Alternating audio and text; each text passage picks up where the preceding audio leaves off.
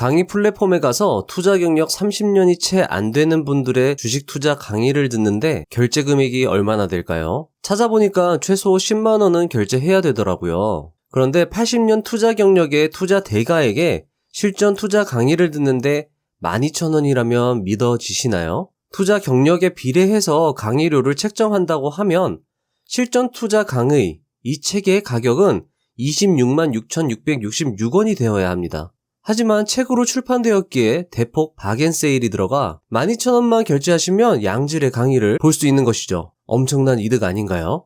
밑줄 쫙쫙 그어가며 두고두고 읽어보시는 것을 강력히 추천드립니다. 그만한 가치가 충분한 책입니다. 오늘 시간은 투자계의 전설 앙드레 코스톨라니의 총서 중 마지막 권인 실전 투자 강의를 62개의 포인트로 요약하여 말씀드리려 합니다. 오늘 영상의 핵심은 7번부터 22번 포인트까지인데요. 포인트를 세분화해서 많아진 것이니까요. 번호가 많다고 너무 걱정하지 마시고요. 오늘 시간은 아마 재밌을 겁니다. 특히 현재 우리가 처한 시장의 상황의 대처법, 투자자라면 누구나 고민할 수 있는 것들에 대한 대답 등 현자의 지혜를 오늘 시간으로 얻어갈 수 있을 것입니다. 그럼 시작하겠습니다.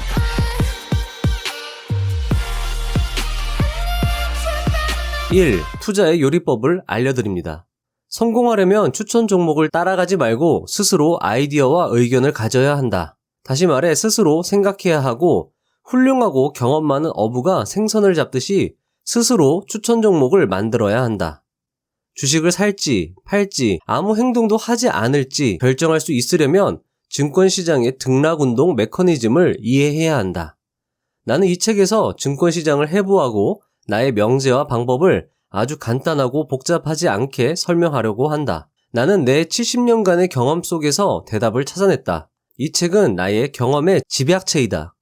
증권시장에서 일어날 수 있는 사건은 수없이 많다. 그 모든 경우를 다 분석하는 것은 불가능하다. 나는 완성된 요리가 아니라 요리법을 소개함으로써 여러분들이 마음에 드는 요리를 직접 해먹을 수 있도록 하려고 한다. 이 책을 읽고 그렇게 되리라고 확신한다. 2. 대중들이 무의식적으로 매수를 하는 이유. 대중은 시세가 올라가면 주식을 산다. 그리고 시세가 떨어지면 판다. 주식이 이미 얼마나 올랐는지 보여주고 앞으로 더 오를 거라는 확신을 줄 수 있다면 대중에게 주식을 파는 일은 그야말로 식은 죽 먹기다. 3. 장기적으로 보면 좋지 않거나 심지어 위험할 것 같다고 생각하면서도 단기적으로 주식을 사야 할까? 자, 이렇게 말씀드리면 아마도 여러분들은 당연히 사지 말아야지 라고 대답하실지도 모르겠습니다. 하지만 좀 더 들어보시면 이런 상황에서 아무 생각 없이 매수 버튼을 누르는 사람이 있으며 그 사람이 나였음에 놀라실지도 모르겠네요. 계속 하겠습니다. 아니다. 어떤 경우에도 그래서는 안 된다. 다리의 끝부분이 끊겨져 있는데 굳이 그 다리에 진입해야 하는가? 라는 질문과 같은 말이다. 국내외 상황이 증시에 안 좋게 될 수 있다고 생각한다면 이 위험을 미리 계산해 넣어야 한다. 아직 시간이 많다고 근거를 대며 이 위험을 간과해서는 안 된다. 나는 이와 관련한 내 경험이 아직도 생생하다. 30년대 나는 파리 증권거래소에서 공매도 투자를 했다. 하지만 작전 세력이 주가를 올리려고 조작했기 때문에 주가는 기술적 이유에서 계속 올라갔다. 그때 히틀러가 선거에서 크게 이겼다. 갈색 유니폼을 입고 나치 완장을 찬 67명의 의원들이 제국 의회로 들어갔다. 많은 이들에게 이는 끔찍한 사건이었다. 그런데 파리 증권거래소에서는 이에 어떤 영향도 받지 않았다. 나는 동료들에게 평화를 위협할 수 있는 위인이 권력을 잡았는데 이렇게 주가가 상승하다니 믿을 수 없다고 반복해서 떠들었다. 그랬더니 동료들은 이렇게 말했다. 아니 독일에서 일어나는 일이 우리가 무슨 상관이야. 여기는 프랑스라고. 나는 이런 반응이 정말 놀라웠다. 4. 그래서 어떻게 되었는가? 서서히 주식 투자자들은 히틀러의 등극이 심각한 뉴스라는 것을 알게 되었다. 주가는 폭락했고 나는 큰 이익을 볼 수 있었다. 요컨대 투자자는 자기 코 앞만 보지 말고 항상 앞을 내다봐야 한다. 예상을 할 수 있어야 한다. 자동차 운전을 배울 때 운전선생은 항상 이렇게 말했다. 차 바로 앞에 무엇이 있는지 보지 말고 항상 100m, 200m 앞을 봐라. 나는 이 말대로 해보았다. 그랬더니 갑자기 운전할 때 느낌이 달라졌다. 주식 투자도 마찬가지이다. 주가가 내일 혹은 모레 오를지 생각하지 말고 앞으로 무슨 일이 생길지, 그리고 다음 달과 내년에 어떻게 될지 생각하라. 여러분들, 이 이야기는 3, 4년 공부한 후에 투자하라라고 말씀하신 박용옥님의 말과 일맥상통합니다. 3, 4년 후에 잘 될 기업을 골라서 그 기업에 대해서 3, 4년간 충분히 공부한 후에 확신이 섰다면 의미 있는 금액을 집중 투자하라는 이야기였죠. 제가 박용옥님 책을 좋다고 한 이유를 이제 좀 아실까요? 3, 4년이 이게 괜히 나온 숫자가 아닙니다. 5. 고도의 테크닉을 사용하며 항상 이노베이션의 요구를 받는 현대 산업사회는 많은 자본을 필요로 한다. 그래서 주식의 잠재력이 폭발적으로 커질 가능성이 있지 않을까? 바로 그렇다. 사기업에게는 주식이 기업 확장의 토대이다. 주식 투자는 경제 발전의 필수적 요소이다. 그리고 그런 주식 투자를 할 수 있는 증권 시스템 역시 반드시 존재해야 한다. 6. 많은 기업이 주식시장으로 들어와 새로운 주식이 많아지면 주식시장에 유리할까? 기업의 IPO가 계속되고 있고 공모주가 계속 나오고 있죠. 과연 이게 주식시장에 유리할까요? 그렇지 않다. 반대다. 수많은 새 주식이 만들어지는 동안 언론과 선전을 통해 증권시장의 분위기를 낙관적으로 만든다. 낙관적이면 낙관적일수록 대중은 빨리 새 주식을 삼킨다. 하지만 낙관적인 분위기가 사라지면 이에 대한 반응도 그만큼 격렬하게 나타난다. 이런 하락은 생각했던 것보다 심각할 수 있다. 이미 예상하고 또 올 거라고 확신한 일이지만 최고의 경제 전문가조차도 그저 망연자실할 뿐 아무것도 할 수 없다. 아주 조심스럽게 늦추거나 멈추도록 노력할 수 있을 뿐이다. 이 상황에서 다가올 사태에 미리 준비하고 그에 따라 행동하는 것이 최고의 대처 기술이다. 자, 여러분들 지금 주식시장의 분위기, 상황 여러분들 생각을 많이 하시고요. 이 상황에 대해서 미리미리 여러분들 준비하고 대처하셔야 합니다. 여러분들도 충분히 할 수 있는 것입니다. 7. 주식 시세는 어떻게 움직이는가? 자, 이번 내용은 코스톨라니 달걀을 풀어서 설명한 건데요. 분명히 들었던 내용이지만 또 새로울 것입니다. 코스톨라니가 들려주는 주식 시세의 대서사시 시작하겠습니다. 주가는 다음과 같이 움직인다. 증권시장은 바닥에 와 있고 주가는 상승장을 겪은 후 아주 크게 떨어져 있다. 이유는 금리가 오르고 시중에 유동자금이 없어졌기 때문이다. 주식을 살 돈이 없어진 것이다. 또한 투자자들 사이에는 경제적 발전 및 기업의 이윤과 관련해 비관적인 생각이 퍼져 있다. 얼마 전 부하내동파의 손에서 소신파의 손으로 넘어온 주식은 이제 확실한 손안에 있다. 나쁜 뉴스에도 주가가 더 이상 떨어지지 않는다면 이는 부하내동파가 주식을 모두 팔아버렸다는 증거이다. 이제 주식을 가지고 있는 소신파는 나쁜 사건을 이미 계산에 넣었고 나쁜 뉴스가 있을 거라는 점도 이미 알고 있다. 시장은 바닥권에서 움직이지 않고 일정 기간 머무른다. 가끔 작은 움직임이 있지만 중요한 것은 아니다. 이윤과 배당이 줄어든다는 소식이 나오기도 한다. 하지만 이는 이미 반영된 자료이므로 시세에 더 이상 영향을 끼치지 못한다. 얼마 후 이윤이 생각했던 것보다 나쁘지 않다는 뉴스가 들려오고 중앙은행은 높은 금리 때문에 바닥으로 떨어진 경기를 다시 활성화시키기 위해 화폐 시장의 금리를 내린다. 금리가 하락하면 사용할 수 있는 돈의 양이 많아진다.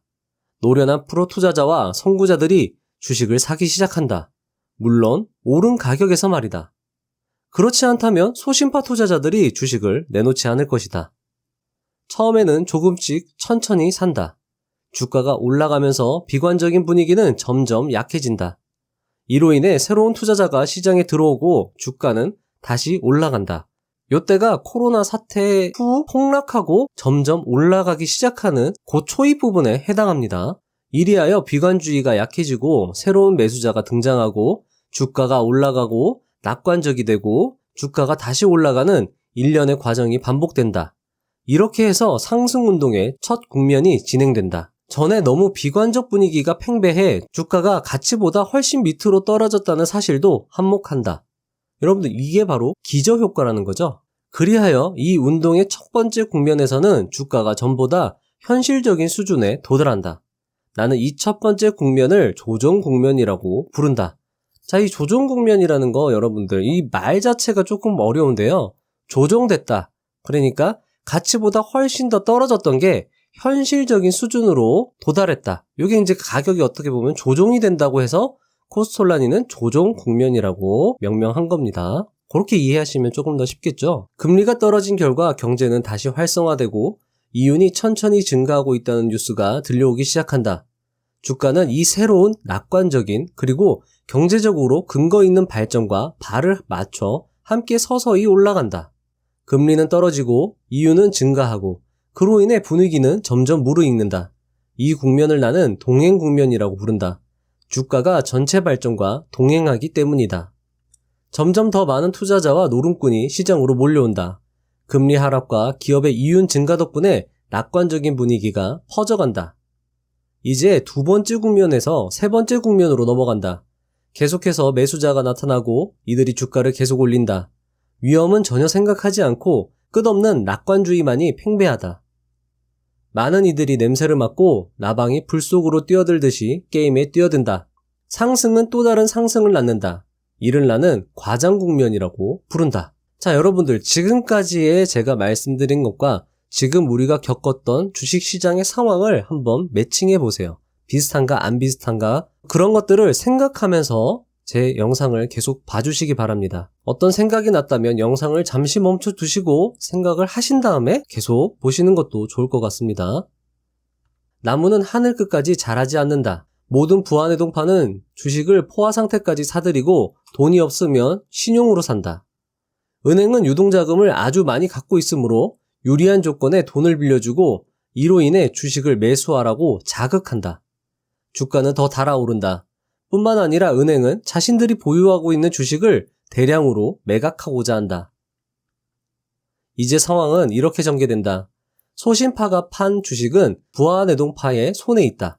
그런데 주식 호황이 인플레이션을 일으킬 염려가 있으므로 조심스럽게 금리를 올리고 유동자금을 줄이기 시작한다.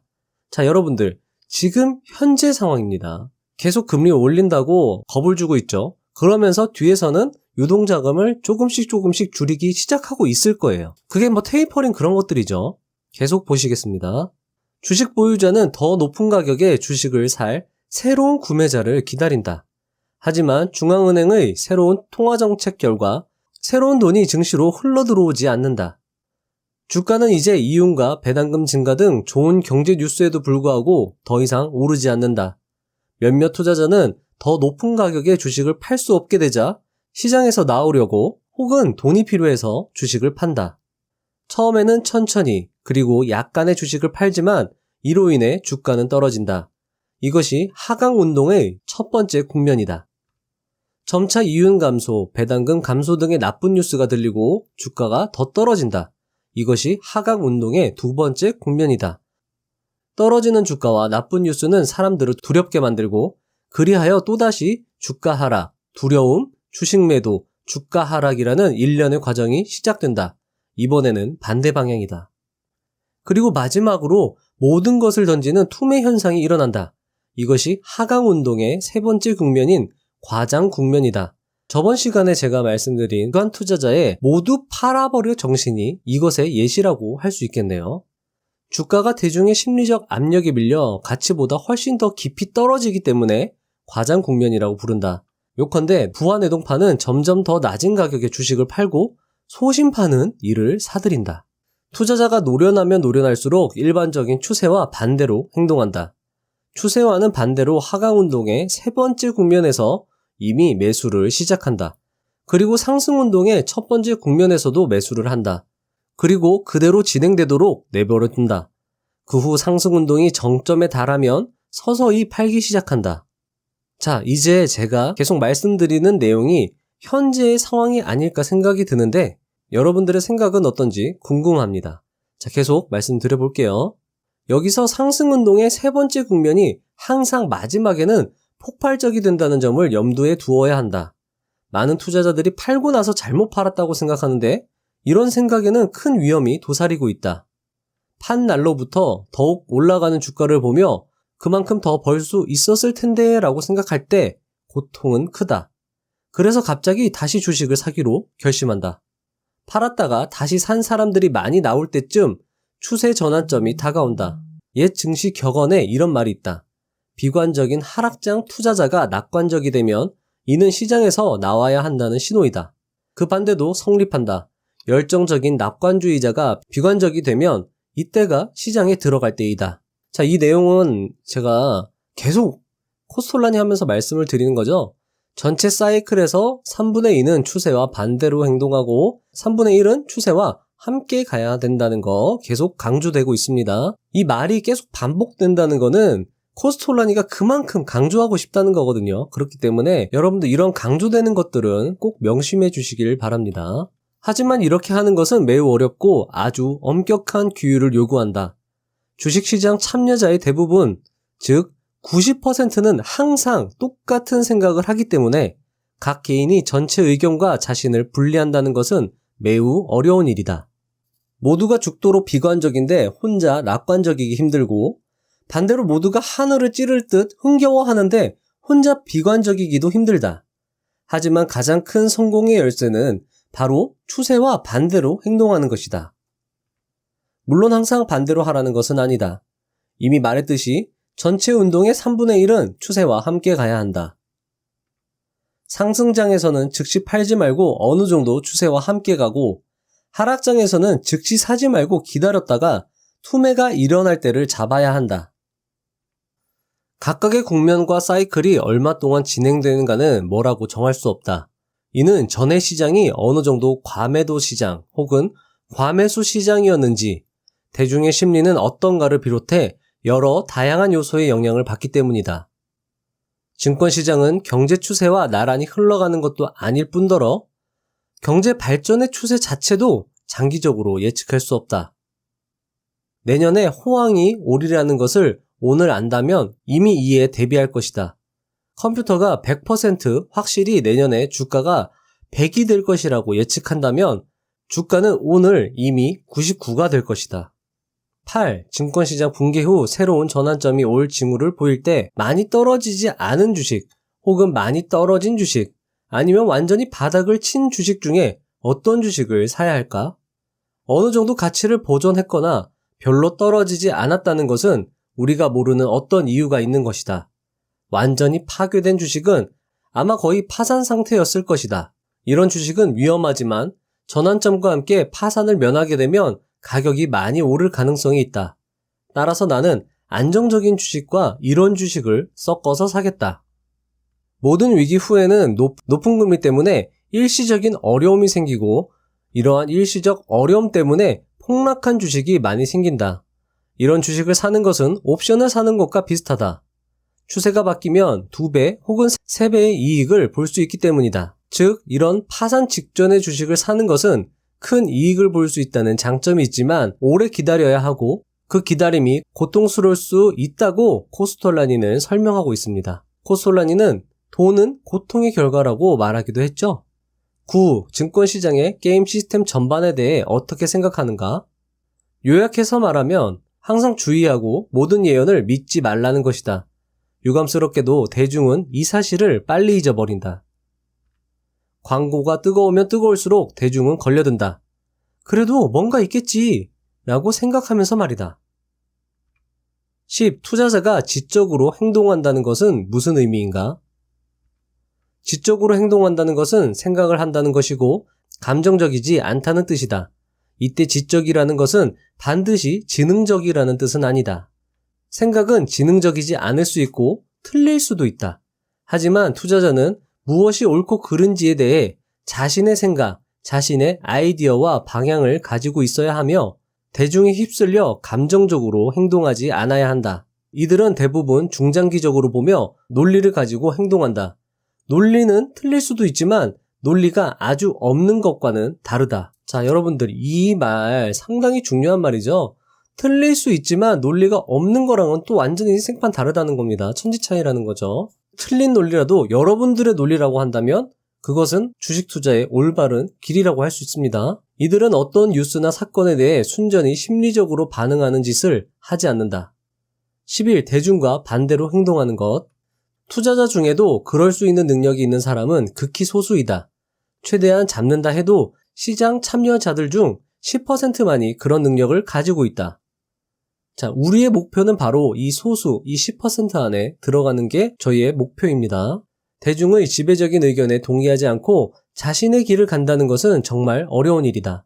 12. 자신은 그렇게 할 수 있나? 그렇다. 하지만 그렇게 되기까지 쉽지 않았다. 수년간의 경험 후에야 비로소 나 자신의 이론과 원칙을 가지게 되었다.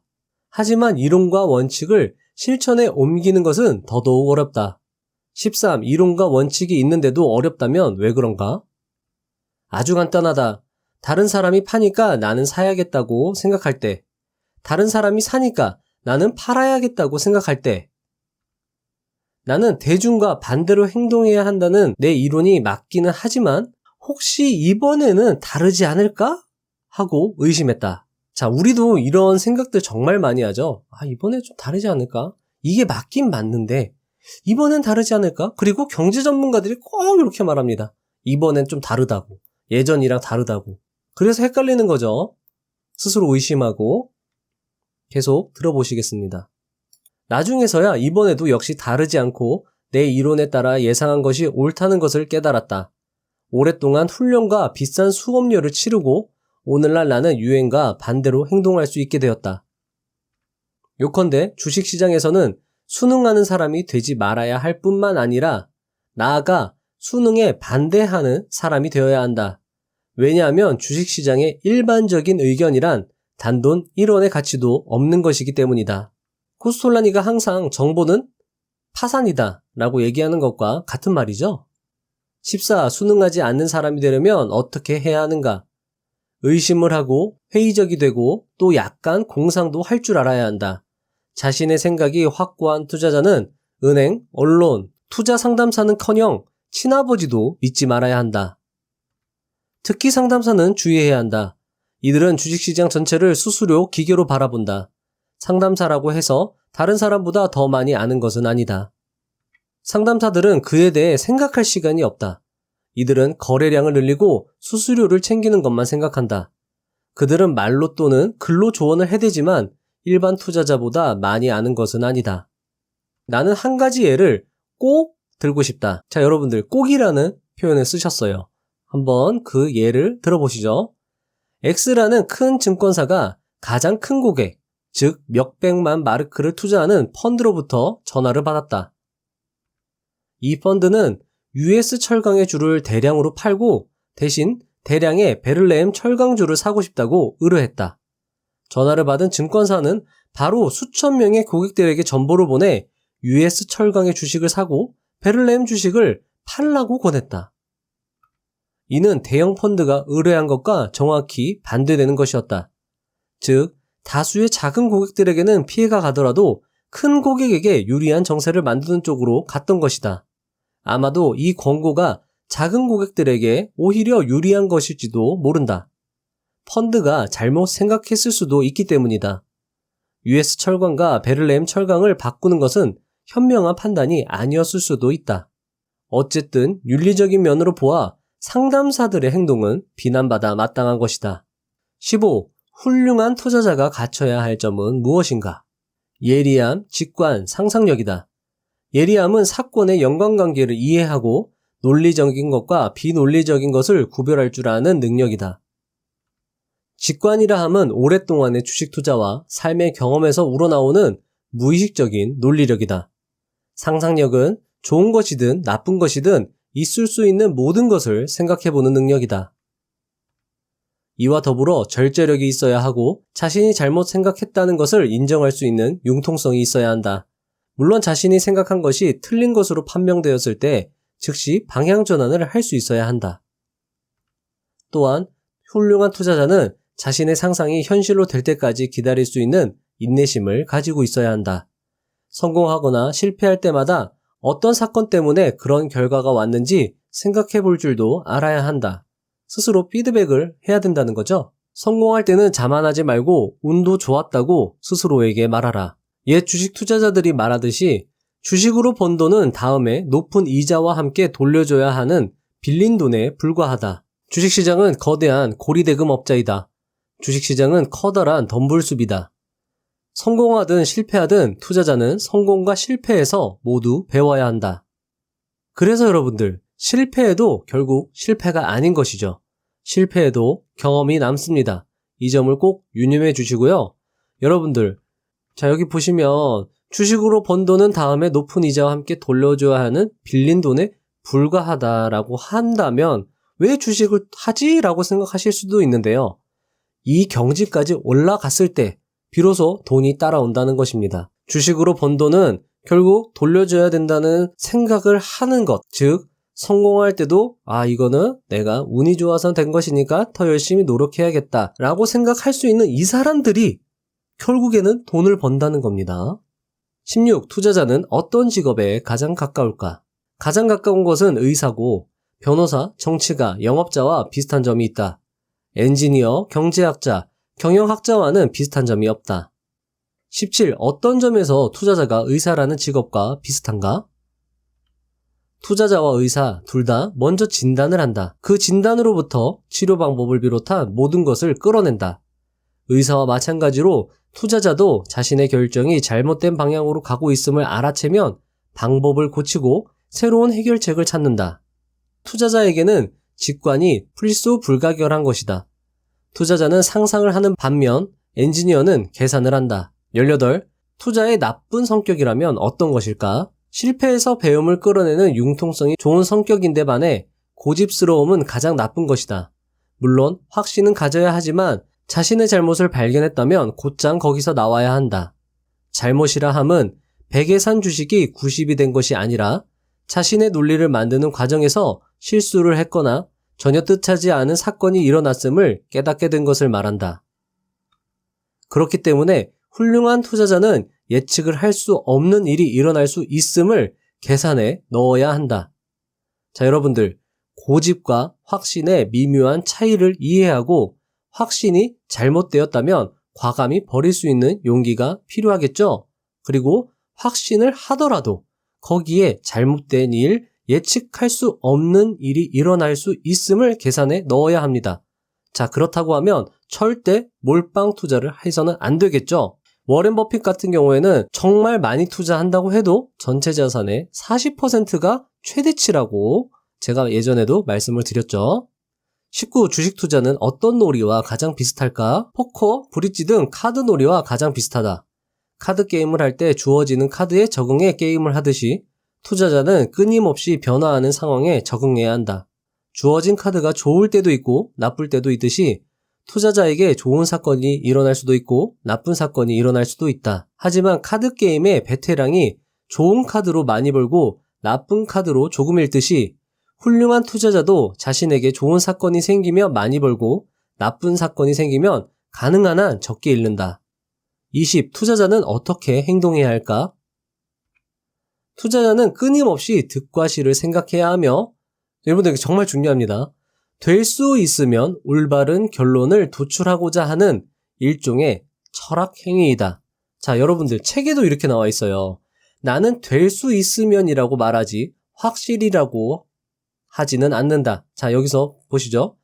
확실히 올바른 결론을 도출해내고자 하는 철학 행위가 아니라 될 수 있으면 올바른 결론이라고 했죠. 올바른 결론을 내리지 못한다고 해도 스스로의 결론이라고 한다면 그것은 훌륭한 투자자의 길이라고 할 수 있는 겁니다. 자, 여러분들 그러니까 자신감을 가지고 스스로 생각하시고 스스로 결론을 내리도록 항상 노력해 주시기 바랍니다.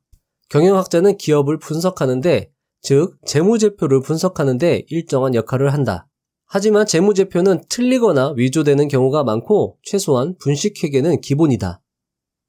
또 재무제표가 정직하고 바르다고 해도 이것은 이미 과거의 정보이다.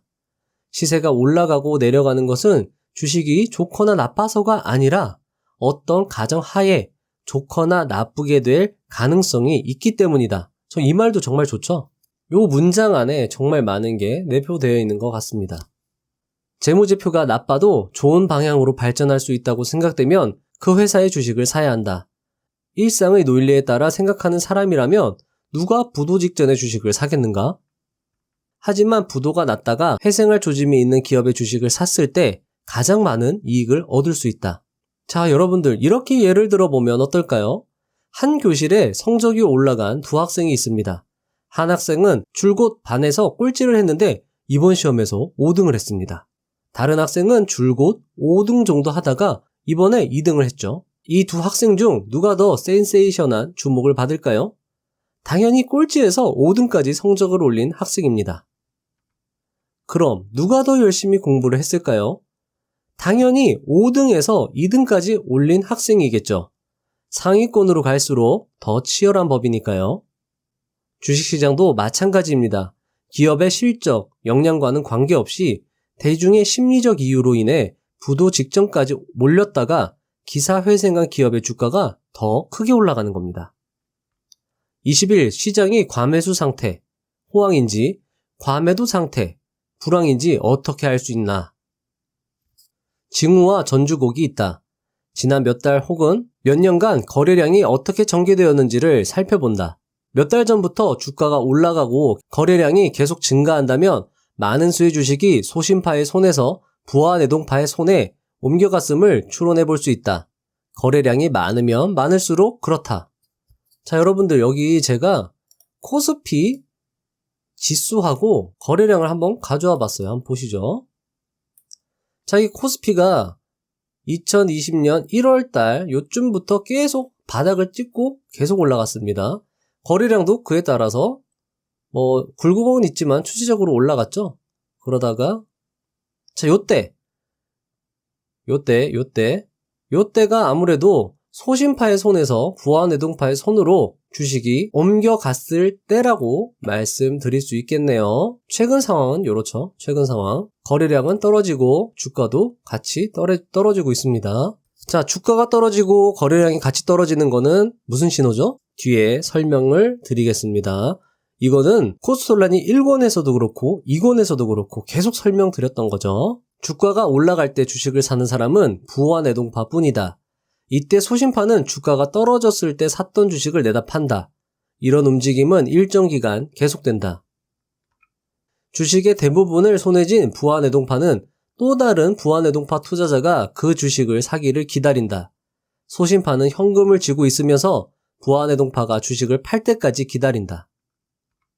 부하내동파는 주식을 높은 가격에 팔고 싶지만 심리적 이유나 기술적 이유 혹은 새로운 부하내동파가 들어오지 않자 인내심이 없어지는 등의 이유로 여의치 않을 때는 상 가격보다 낮은 가격으로 판다. 이러한 일은 항상 일어난다. 흥분이 가라앉은 다음 정신을 차리게 되기 때문이다. 물론 새로운 매수자가 나타날 수도 있다. 특히 정부가 중앙은행을 동원해 조세 및 대출 정책 등 여러 가지 방법으로 계속 돈을 만들어내 산업과 경제가 필요하는 것보다 많은 돈이 시중에 흘러다닐 때 그렇다. 자, 여러분들 여기서 되게 소름이 돋는 게 뭐냐면 이 책이 진짜 오래전에 쓰여진 책인데 지금 상황을 너무나도 그대로 써놨죠. 거의 예언서 수준입니다. 중앙정부, 특히나 우리나라 정부도 그렇죠. 계속 돈을 찍어냈죠. 산업 경제가 필요하는 것보다 많은 돈을 시중에 흘려도 보내주니까 더 많은 사람들이 계속 주식시장에 많이 몰려져 있는 상태라고 볼 수도 있겠죠. 물론 여러분들 생각이 더 중요합니다. 여러분들 이것에 대해서 곰곰이 생각해 보세요. 여기에다가 대규모 금융기관은 모든 광고 매체를 이용해 대중이 주식 중독이 되도록 한다. 은행 창구에서는 주식을 사라고 강력히 권하고 주식을 사는데 필요한 돈을 싸게 대출해준다. 은행이 스스로 가지고 있는 돈을 달리 이용할 방법이 없을 때는 더욱더 그렇다. 금리가 낮을 때를 말하는 거죠. 금리가 낮으면 은행은 돈을 가지고 할 게 별로 없습니다. 그러니까 주식을 사시라고 계속 권하는 거죠.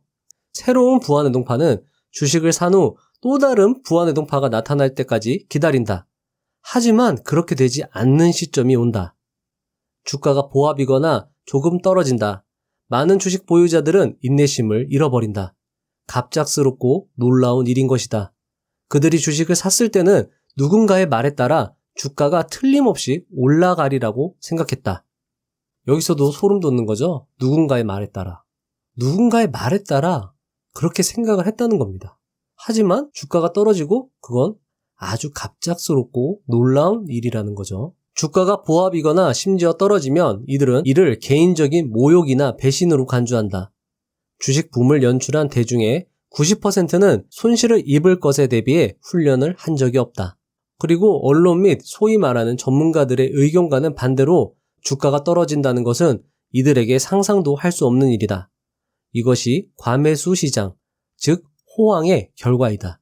22. 하지만 증권시장에 유리한 사건이 일어나서 대중이 계속 낙관적이면 어떻게 될까? 지금 현재의 우리의 상황일 수도 있다고 저는 생각을 했는데요. 여러분들의 생각도 궁금합니다. 한번 여러분들도 이것에 대해서 생각하면서 계속 보시겠습니다.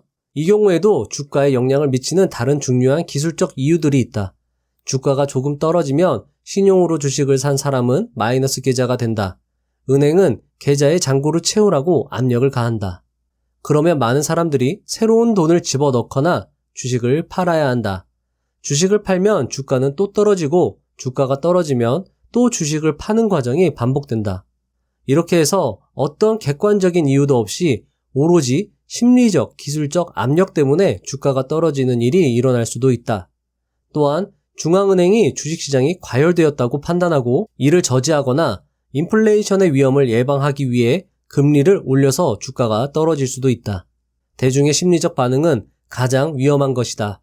거래량이 증가하는 가운데 주가가 계속 떨어지면 거래량은 더욱 팽창한다. 주식은 계속 부안해동파의 손에서 소신파의 손으로 넘어간다. 결국 최저가에서 부안해동파는 투매하고 손을 턴다. 주식은 다시 소신파의 손에 있게 된다. 나중에 주가가 오르기 시작하면 소신파의 수중에 있던 주식이 다시 나오게 된다. 그러면 상승 국면이 다시 시작되는 것이다. 주가가 바닥에 있을 때 소신파는 주식을 가지고 있고 부안해동파는 돈을 가지고 있다. 주가가 최고점에 있을 때 소신파는 돈을 가지고 있고 부안해동파는 주식을 가지고 있다. 현금과 주식 사이의 이런 움직임은 증권시장에서 영원히 계속된다. 나는 최고점에서 소신파는 돈을 가지고 있고 부안해동파는 희망을 가지고 있다고 말하곤 한다. 23. 이런 분석으로부터 어떤 결론을 이끌어낼 수 있는가? 나는 정말 자신있게 말할 수 있다. 코스톨라니가 정말 자신있게 말했던 것을 제가 표로 정리한 겁니다. 이 표를 보시면서 제가 설명을 계속 드릴게요. 거래량이 적은 가운데 주가가 떨어지면 이는 나쁜 신호이다. 자, 어찌죠? 거래량이 적은데 주가가 떨어진다. 요때죠, 요때. 왜냐하면 주가가 계속 떨어지리라는 조짐이기 때문이다. 거래량이 많은 가운데 주가가 떨어지면 아주 좋은, 요때죠. 아주 좋은 신호이다. 거래량이 아주 많으면 많을수록 주식은 소신파의 손으로 들어간다는 뜻이기 때문이다. 거래량도 많고 주가가 올라간다는 거는 여기죠? 나쁜 신호이다. 부안해동파가 주식을 산다는 뜻이기 때문이다. 주가가 올라가고 거래량이 적으면 적을수록 좋은 신호다. 주가가 올라가지만 대다수 주식은 아직 소신파의 손에 있기 때문이다. 자, 요때죠. 대부분의 주식 전문가, 분석가, 브로커들은 거래량이 적으면 그 주식에 별 의미를 두지 않는다. 자, 거래량이 적을 때가 언제죠? 요때죠? 요때. 자, 여러분들 여기서 제가 중요한 질문을 드릴게요. 대부분의 주식 전문가, 분석가, 브로커들은 거래량이 적은데 요때 별 의미를 두지 않는다고 했죠. 자, 그렇다면 우리는 어떻게 될까요? 다른 사람들이 별 의미를 두지 않을 때 우리는 요때 오히려 관심을 가져야 합니다. 특히나 언제죠? 요때, 좋은 신호일 때, 거래량이 적은데 주가는 상승할 때, 요때 우리가 주식에 관심을 갖고 공격적으로 투자를 해야 될 때라는 거죠. 거래량이 많아지면 그 다음은 본격적인 움직임이 시작된다. 주가가 올라가고 있는데 거래량이 많아지면 붐이 찾아오고 주가가 떨어지고 있는데 거래량이 많아지면 처음에는 시세가 떨어지다가 나중에는 완전한 투미 현상이 일어난다. 시세가 급등할 때 갑자기 나타난 많은 매수자는 어떤 이유로 시장이 기울어지게 되면 또다시 갑자기 매도자가 된다. 오늘의 매수자가 며칠 후에 매도자가 되기 때문에 오늘 매수자의 질을 분석하는 것이 주식의 질을 분석하는 것보다 더 중요하다. 또 반대로 매도자의 질을 분석하는 것이 매도 가치를 분석하는 것보다 중요하다.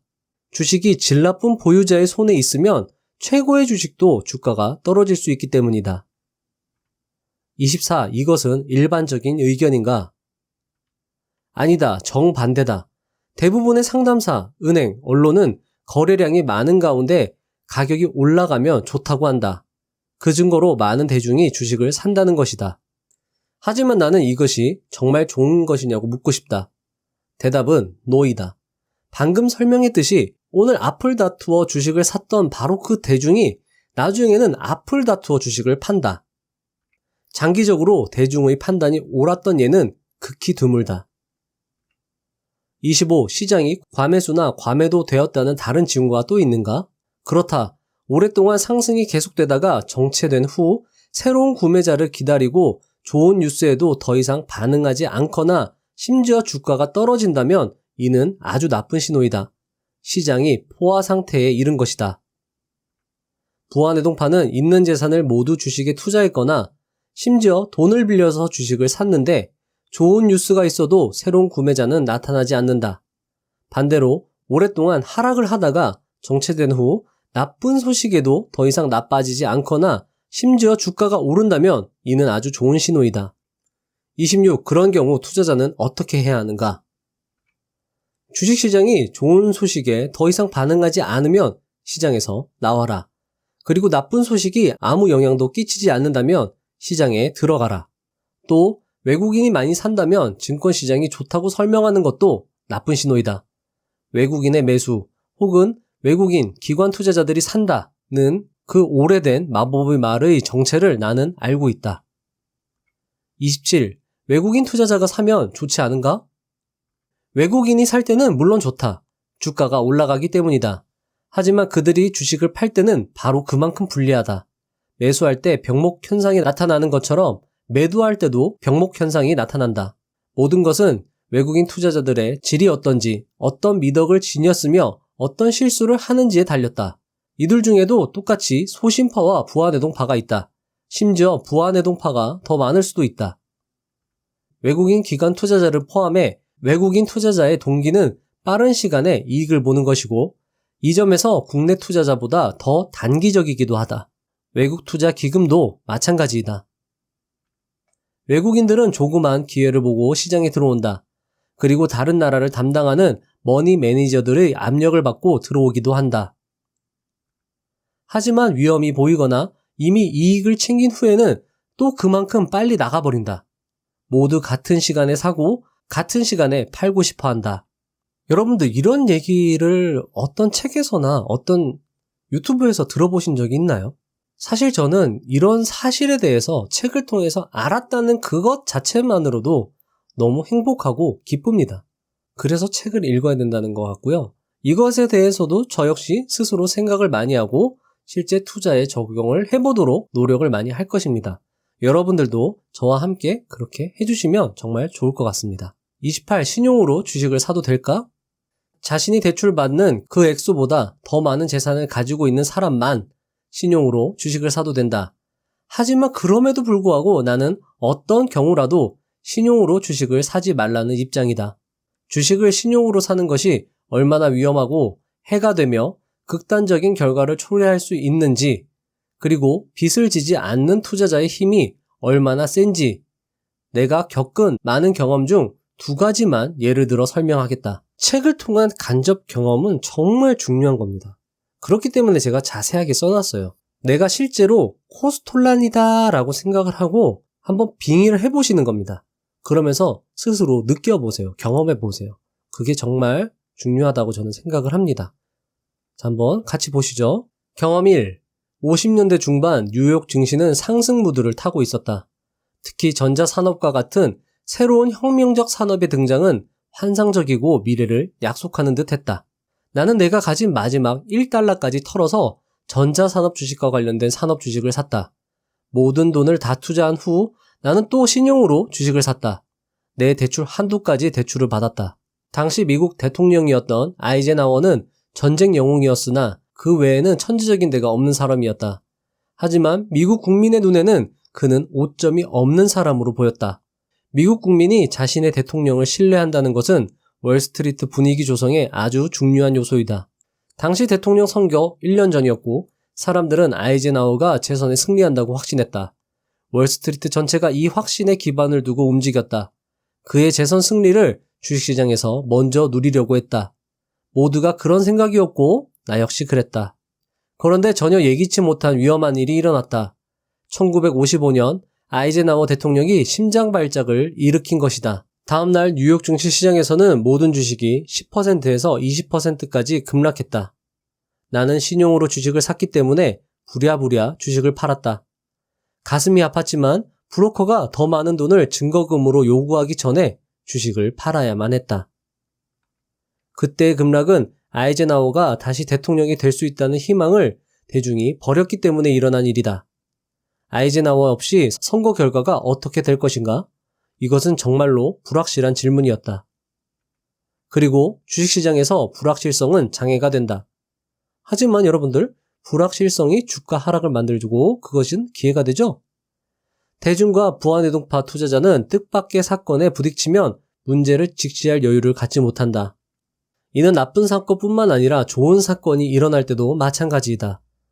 대부분의 사람은 무엇이 주식시장을 위해 좋은 것인지 혹은 나쁜 것인지 판단하지도 못한다.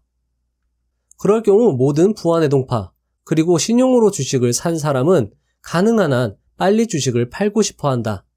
신용으로 주식을 산 경우는 그렇게 할 수밖에 없다.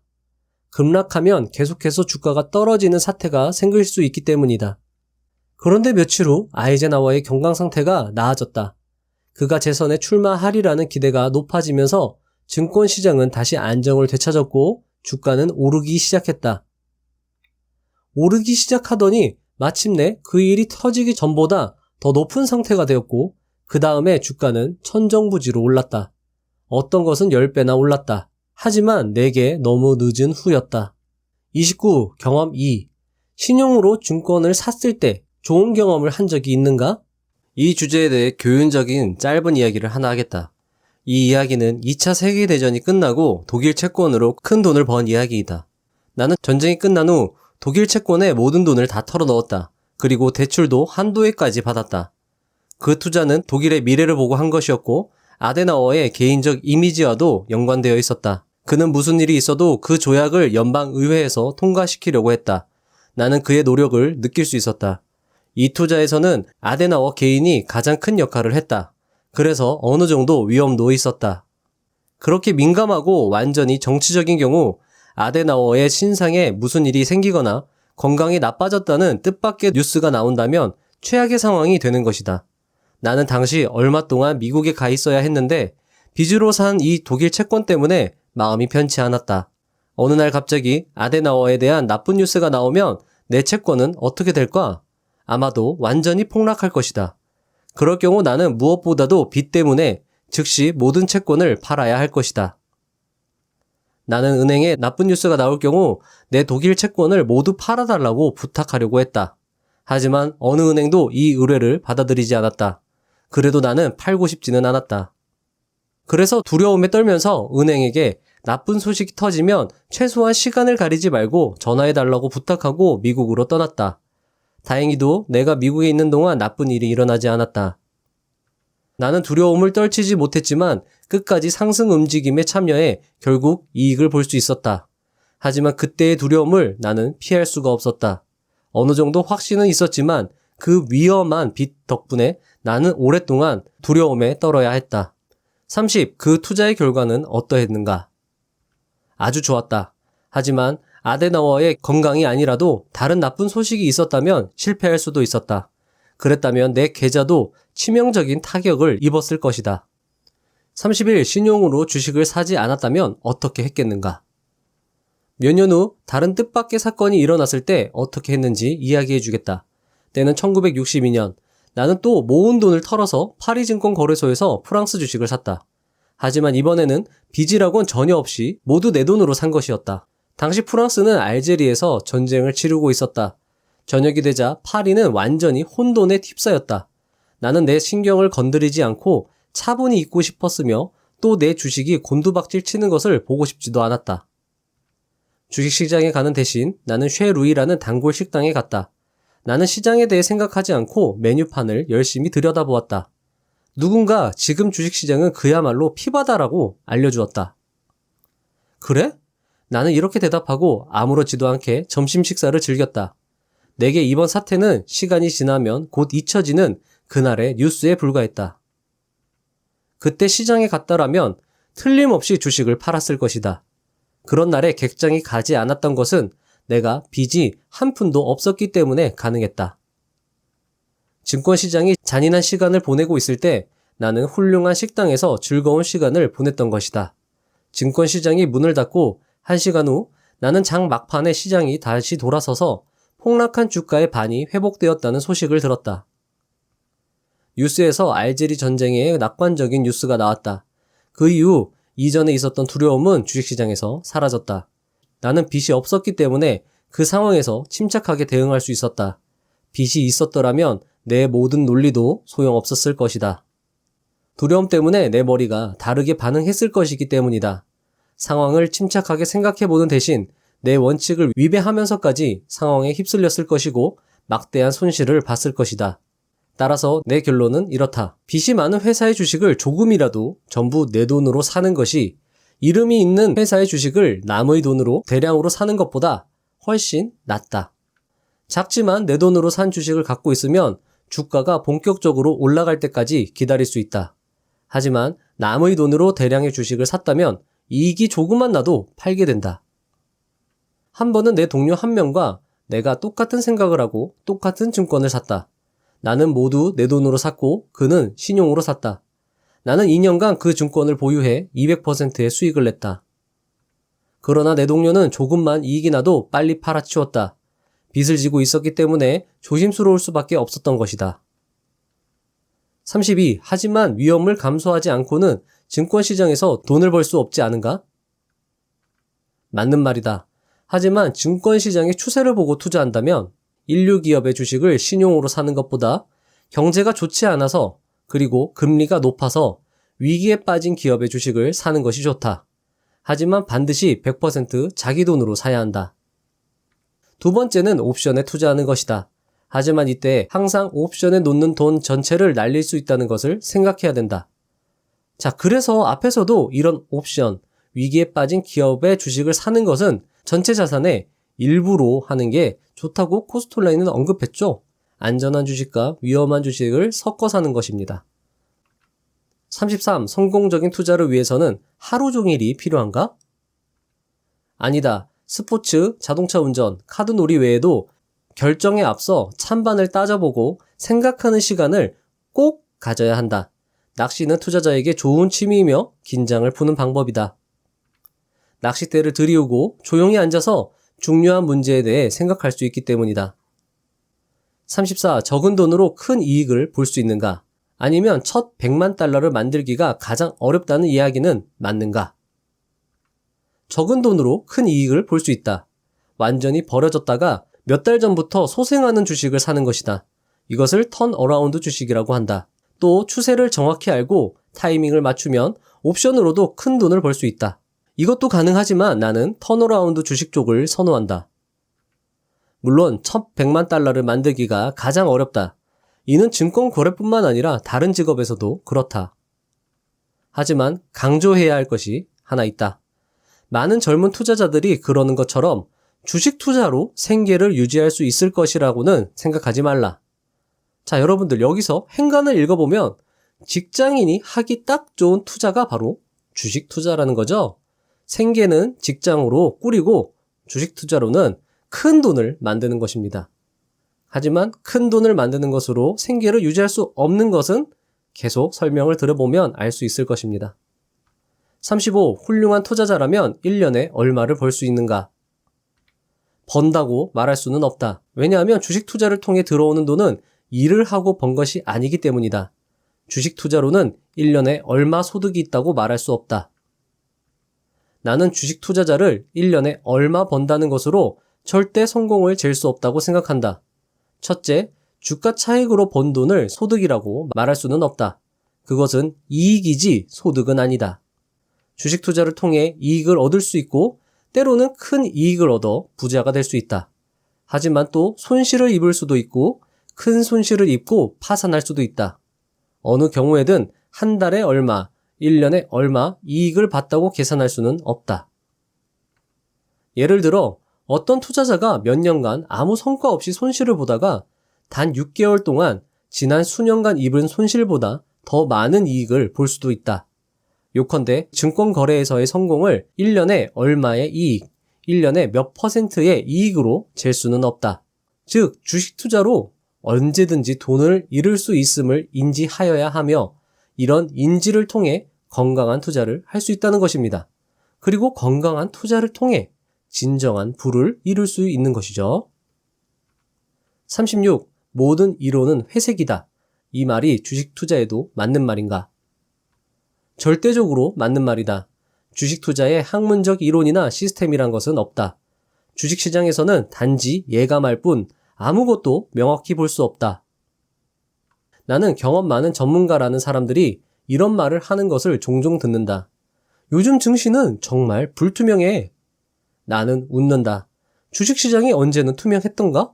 투명하게 볼 수 있다면 주식시장이 아닐 것이다. 최고의 투자자도 미래를 볼 수 없고 안개의 형체만을 파악할 수 있을 뿐이다.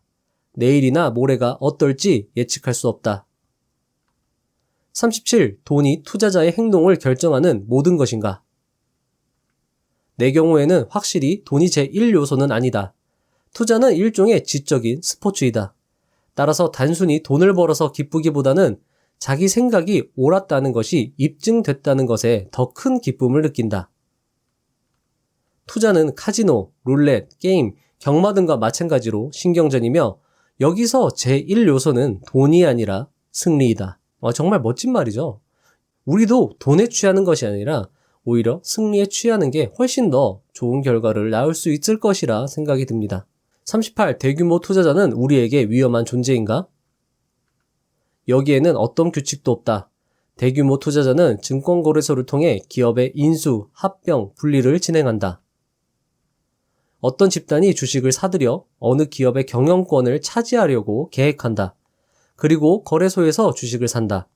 그런데 통제권을 차지하기에 충분한 수의 주식을 사지 못하면 이미 산 주식을 다시 내다 판다. 그러면 방금 전까지 로켓처럼 급등하던 이 주식의 시세는 수직적으로 급락한다. 아무것도 모르는 사람은 왜 이런 급등과 급락이 생기는지 이해가 되지 않는다. 39. 투자자는 이익 혹은 손실이 클 때 팔아야 할까? 작을 때 팔아야 할까? 어떤 증권을 팔 것인가, 말 것인가를 결정하는 것은 지난 판매가와는 아무 관련이 없고 오로지 미래의 전개에 대해 어떻게 판단하는가에 달려있다.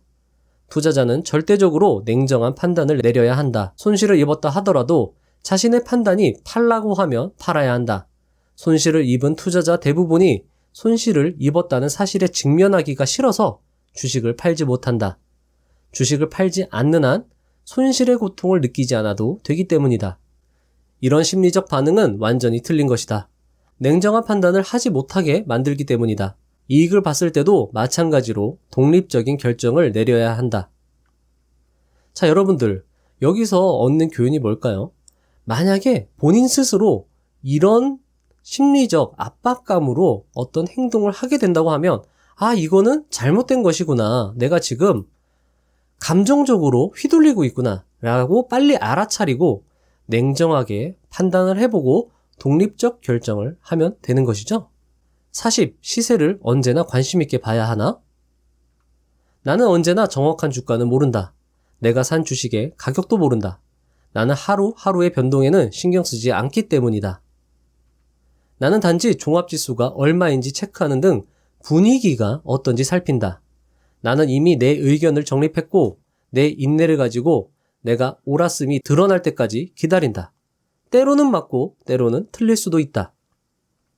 하지만 어느 정도 시간이 지난 후 증권시장에서 내가 옳았음이 입증되지 않았고 나 또한 내 의견을 바꾸지 않았다면 나는 침착함을 유지한다. 정말 멋지지 않나요? 저도 이렇게 소신 있고 어떤 일관성을 유지할 수 있는 그런 투자자가 됐으면 합니다.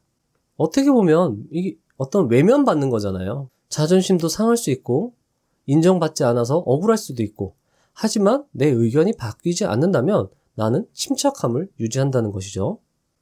이렇게 하기가 매우 어렵다는 것은 알고 있다. 많은 훈련이 필요하다. 하지만 훈련을 하면 점차 그런 태도에 익숙하게 된다. 자, 여러분들, 이게 어떤 특별한 선천적으로 타고나는 게 아니라 훈련을 하게 되면 그런 태도에 익숙하게 되는 겁니다.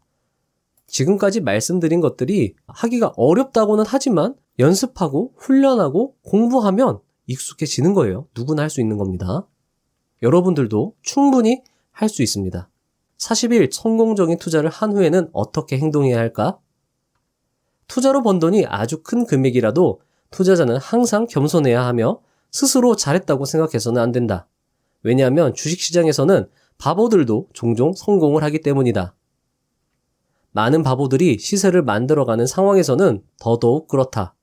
가능성은 상승과 하락, 딱 두 가지뿐이다. 물론 강도는 다르겠지만 말이다. 두 가지 경우 중 하나를 잡았다고 그것이 옳다고 해서 스스로 잘났다고 생각할 이유는 되지 않는다. 순전히 운이 좋아서 그랬을 수도 있다. 새로운 아이디어가 있으면 희망을 가져야 한다. 하지만 약간의 회의, 비관, 비판도 항상 필요하다. 너무 많이 기대하면 개량할 수 없는 일이 끼어들어 일을 망친다. 42. 정식으로 학교에서 배우지 않고 독학한 사람의 말을 어떻게 생각하는가? 학교에서 배우지 않았더라도 독학한 사람은 많은 경험을 갖고 있으며 종종 정식으로 배운 이론과보다 어떤 문제나 사건에 본능적으로 더 잘 대응한다. 독학으로 익힌 사람은 왜 그런지는 잘 알지 못하지만 경험 덕분에 올바르게 대응한다. 지금 영상을 보시고 계신 분들이 혹시나 40대 후반의 연령층이라고 한다면 지금 늦었다고 주눅드실 필요가 전혀 없습니다. 여러분들은 충분히 인생에서 경험을 쌓아왔기 때문에 그런 경험으로 주식시장에서도 얼마든지 좋은 성과를 낼 수 있는 겁니다. 오히려 이렇게 전문적으로 배운 사람들보다 더 나을 수 있다는 겁니다. 절대 여러분들을 과소평가하지 마세요. 책을 읽고 생각하고 실천하고 실패하고 경험을 쌓는다면 개인 투자자라도 훌륭한 투자자가 될 수 있다고 생각하며 큰 부는 그에 따라오는 덤이라고 생각을 합니다. 43. 어떤 기준에 따라 주식을 선정해야 하는가? 일반적으로 결정 내리는 것은 어떻게 해야 하는가? 첫 번째 결정해야 할 것은 주식을 살 것인가 아니면 장기 예금에 넣어둘 것인가이다. 주식을 사기로 결정했다면 어떤 시장에서 할지를 결정한다. 그 다음은 어떤 산업 분야를 살지 결정한다. 그리고 마지막으로 기업을 고른다. 오늘, 내일 혹은 일주일 후에 살 것인지는 중요하지 않으며 전술적인 결정일 뿐이다. 44. 늙고 경험 많은 지적이고 그러나 완전히 실패한 투자자의 의견은 얼마나 중요하게 생각해야 할까? 가장 중요하게 생각해야 한다. 성공이 프로의 지식을 재는 기준은 아니기 때문이다. 성공하지 못한 사람도 주식시장의 추세와 기회를 아주 잘 판단할 수 있고 환상을 펼치고 위험을 잴 수 있다. 그 자신은 결단력이 없거나 겁이 많거나 초조하고 인내심이 없어서 혹은 자신의 의견에 대한 확신이 없어서 그로부터 이익을 보지 못하지만 말이다. 또 항상 신용으로 주식을 샀기 때문일 수도 있다. 이 경우는 아주 치명적인데 인내심이 아주 많더라도 어찌할 수 없다. 성공은 한 사람의 지식이 아니라 성격에 달려있는 경우가 많다. 45. 투자자는 무엇을 할 줄 알아야 하는가? 투자자에게 한 기업의 대차대조표는 의사가 환자를 진찰할 때 보는 엑스레이 역할을 하지 못한다. 그리고 처방을 내리는 것은 엑스레이 기사가 아니라 의사이다. 투자자의 역할은 판사의 역할과 비슷하다. 판사는 사건이 일어났을 때 그 자리에 있지도 않았고 총기 전문가도 아니다. 그러나 그는 증인을 신문하고 전문가들의 의견을 들은 후 자신의 판단을 내린다. 자, 여러분들, 증인을 신문하지만 그 사람이 거짓말을 할지 진실을 말할지 그거는 모르는 거죠. 판사님들은 그 사실과 어떤 신문과 어떤 의견을 행간을 살펴서 판단을 내리는 것입니다. 투자자는 전자, 항공, 석유, 철도, 컴퓨터, 자동차, 화학의 전문가가 아니다. 투자자는 다른 사람의 조사와 분석을 받아보고 국제정치와 중앙은행의 금리정책을 살핀 다음 주식을 살지 사지 않을지 자신의 판단을 내린다.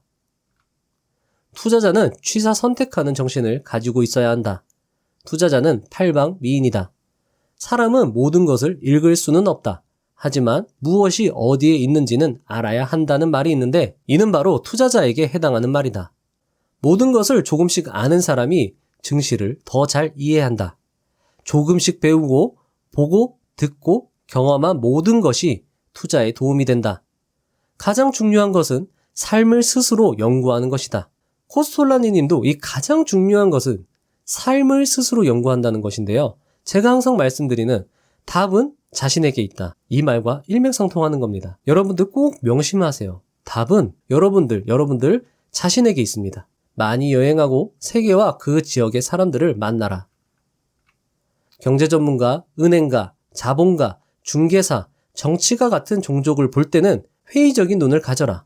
의심을 한 번쯤은 해봐야 된다는 겁니다. 또한 중요한 결정적인 발표가 있을 때 행간을 읽을 줄 알아야 한다. 모든 발표, 모든 뉴스가 어떤 동기로 발표되느냐, 그리고 어떤 출처에 의한 것인가에 따라 긍정적으로 해석할 수도 있고 부정적으로 해석할 수도 있다. 금융세계의 막후 실력자는 영리하다. 투자자는 그보다 더 영리해야 한다.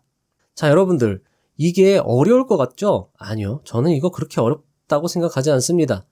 일단 뉴스나 어떤 발표, 금융세계의 막후 실력자들은 일단 자신의 패를 깝니다.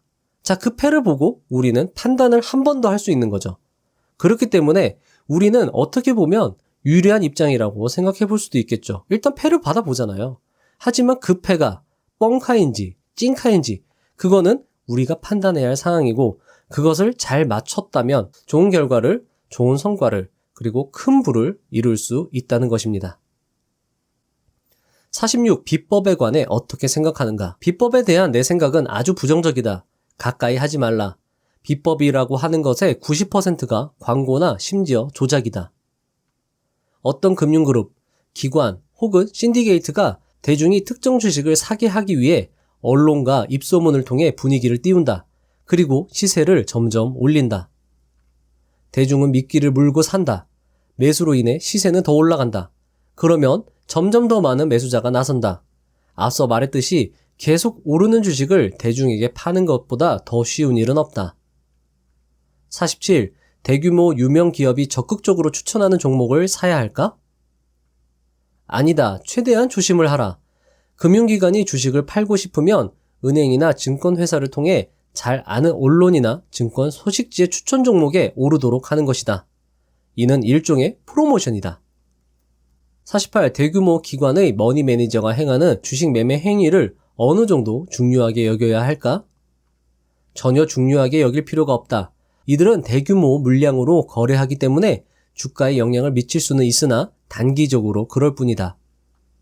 어느 기관이 특정 주식을 대량으로 사거나 팔면 이 때문에 며칠 동안 주가는 오르거나 내린다. 하지만 장기적으로는 아무 영향도 끼치지 않는다. 49. 전문가의 추천은 장기적으로 어느 정도 중요하게 여겨야 할까? 중요하게 여길 필요가 전혀 없다. 산업 분야나 기업의 전문가는 주식시장의 생리를 전혀 모른다. 그들이 어떤 기업을 조사한 날, 그 기업의 기업 상황은 알 수 있다. 하지만 어제 유효했던 것이 오늘은 유효하지 않을 수도 있다. 주식시장에서는 항상 새로 생각해내야 한다. 50. 기업 내부자의 추천은 어느 정도 믿어야 할까? 기업 내부자는 그 기업에 대해 가장 잘 아는 사람이 아닌가? 전혀 믿지 말라. 내부자는 자신의 회사의 제품 발전 가능성에 대해서는 잘 안다.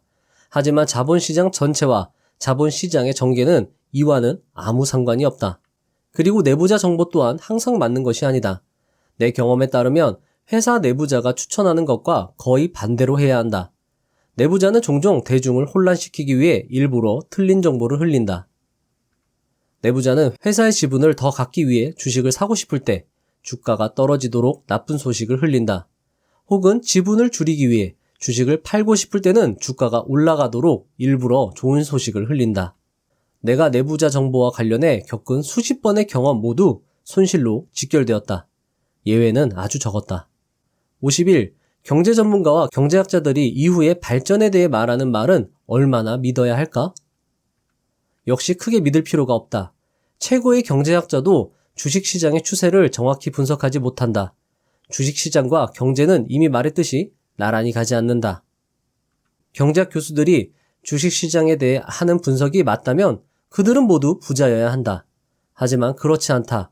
거시경제학자는 경제와 돈에 대해서 모든 것을 안다. 하지만 돈을 가지고 있지는 않다. 경제와 주식시장은 다르다. 경제 붐은 주식시장에 불리하고 경제 불황은 주식시장에 유리하다.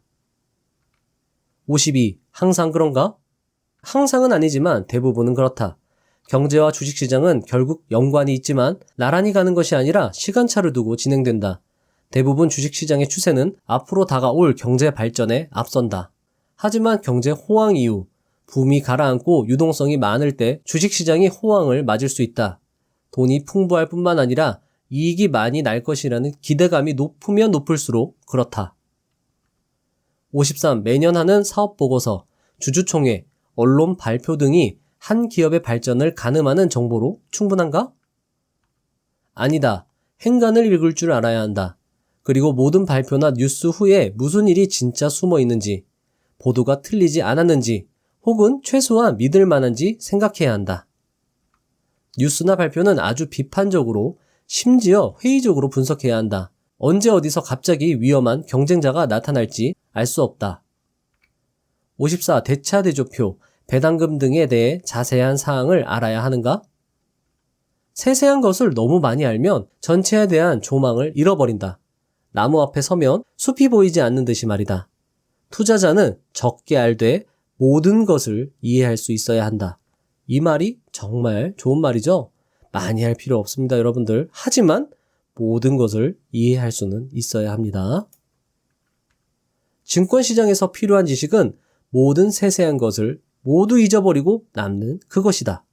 50년대의 미국 텔레비전에서는 증권시장에 대한 프로그램 반영을 했는데 한 번은 노인과 고등학생이 소개되었다.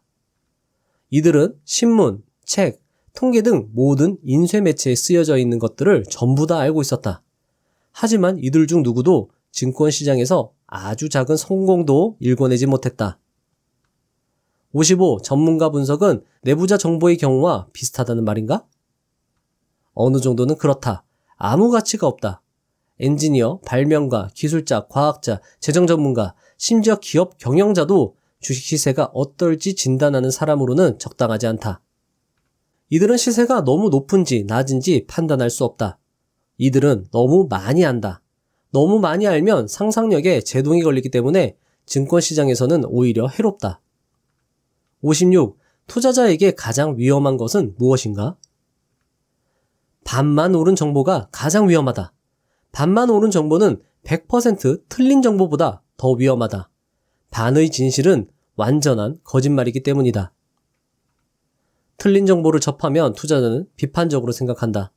틀린 정보는 놀랍거나 선동적인 것이 많기 때문에 주의 깊은 투자자는 이것이 맞는지 틀린지는 체크를 해본다. 가장 위험한 것은 옳은 정보를 잘못 해석하는 것이다. 이는 잘못된 생각의 결과이고 대상에 대한 지식이 모자라기 때문이기도 하다. 틀린 정보를 틀리게 해석하는 것은 좋은 결과를 낳을 수도 있다.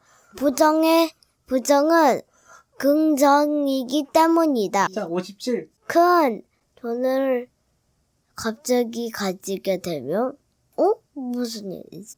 어떤 사람이 갑자기 큰 돈을 가지게 되면 무슨 일이지? 이성을 잃고 어떻게 하면 인플레이션에서 그 돈을 지킬 수 있을지, 세무서에는 어떻게 숨길지, 그리고 가장 중요하게는 어떻게 돈을 불릴지 고민하느라 극도로 예민해진다. 재테크 비법에 귀를 기울이며 여기저기 헤매고 다닌다. 이런 대중을 조작하기란 그야말로 식은 죽 먹기다. 대중을 패닉 상황에 빠뜨리거나 혹은 이익의 혈안이 되도록 만들어 투자 게임에 끌어들이기는 아주 쉽다. 그리하여 주식시장이 상승하면 수천 명의 사람들이 늦지 않으려고 너도 나도 달리는 기차에 뛰어오른다. 대중으로서는 주식시장이 절정에 달했는데 주식 하나 없이 그 장면을 지켜보고 있어야 한다면 참으로 고통스러운 일일 것이다. 어쩌면 주식을 산 후 손해를 보는 것보다 더 고통스러울 것이다. 58. 이 설명에 따르면 은행과 금융기관은 대중에게 정직하지 않다는 뜻인가?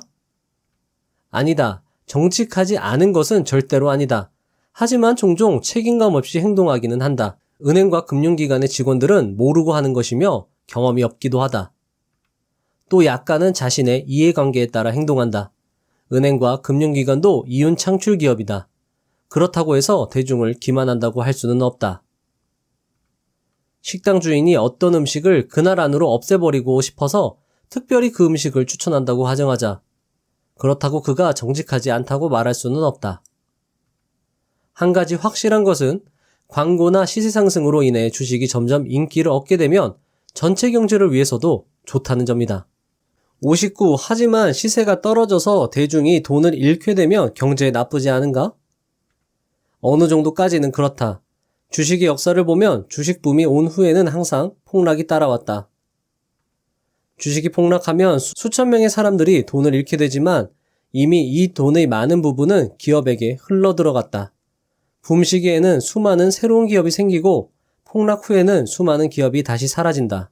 하지만 없어지는 기업보다 많은 수가 살아남아 경제 발전에 중요한 역할을 하게 된다. 이런 현상은 특히 현대적이고 혁명적인 산업 분야에서 두드러지게 나타난다.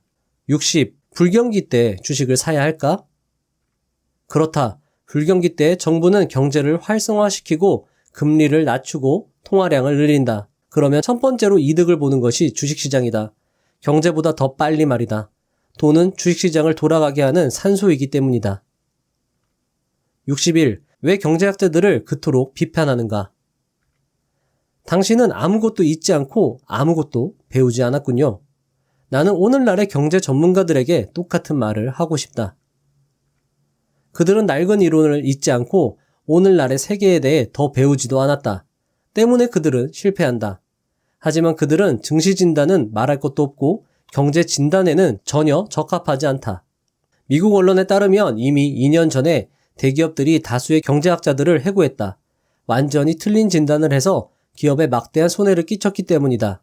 인플레이션, 금리, 유가 등 아무것도 맞는 것이 없었다. 그들의 불행은 과거나 오늘날이나 생각하지 않고 계산만 한다는 것이다. 역사상 가장 위대한 경제학자들 토마스 모루스, 아담 스미스, 데이비스 리카르도, 존 케인즈 등은 모두 위대한 사상가였다. 그들은 진단이 아니라 이론을 세우고 이론을 통해 정부의 정책에 영향을 끼치려고 했다. 그들의 경제학을 정치경제학이라고 부르는 것은 바로 그 이유 때문이다. 그에 반해 요즘의 경제학자들은 경리이고 통계사이다. 숫자에 현혹되어 그 뒤에 무엇이 숨겨져 있는지 연구하지 않는다. 윈스턴 처칠은 이렇게 말했다. 나는 내가 조작한 숫자만 믿는다. 경제학자들의 분석은 숫자로 넘쳐난다.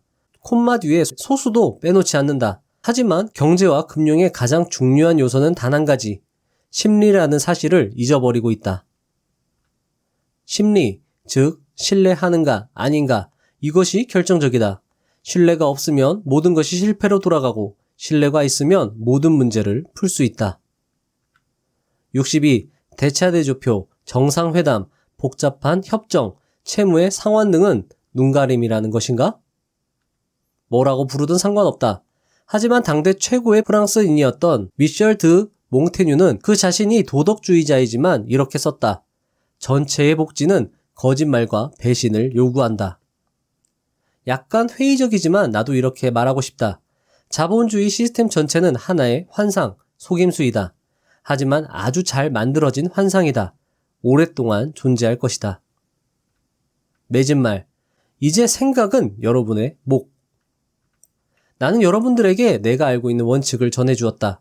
어떻게 행동해야 할지 생각하는 것은 여러분들의 몫이다. 인생이나 주식이나 다른 사람에게 깊이 생각할 계기를 마련해주는 것보다 더 중요하고 유익한 일은 없을 것이다. 자기 머리를 쥐어짜느니 그보다 상담사나 주식 전문가 혹은 언론을 따르고 싶은 마음이 굴뚝 같다는 것은 나도 잘 안다. 그래도 혼자 나름대로 생각해보라. 그러면 거기에서 진정한 즐거움을 맛볼 수 있을 것이다. 마치 카드 게임을 하는 사람이 어떤 카드를 내야 할지 스스로 결정해야 할 때 재미를 느끼는 것처럼 말이다. 프리드리히 대제는 지식은 누구나 가질 수 있는 것이지만 생각하는 재주는 흔치 않은 자연의 선물이라고 말했다.